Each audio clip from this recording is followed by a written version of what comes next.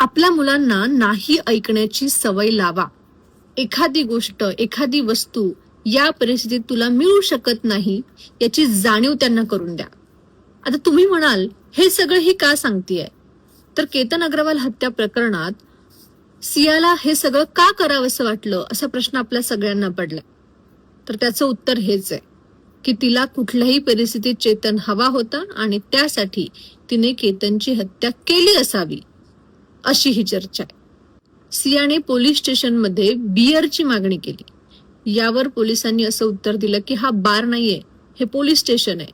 मग काय झालं, मला बियर हवी आहे अशी मागणी सियाने केली. म्हणजे आपण मुलांना सगळ्या सुखसुविधा देतो, त्यांना हव्या त्या गोष्टी हव्या त्या वेळेत लगेच उपलब्ध करून देतो आणि याची एकदा सवय लागली आणि आपल्याला कुठलीही गोष्ट मिळणार नाही असं जेव्हा त्या व्यक्तीला लक्षात येतं, तेव्हा तो व्यक्ती ती गोष्ट मिळवण्यासाठी काहीही करायला लागतो.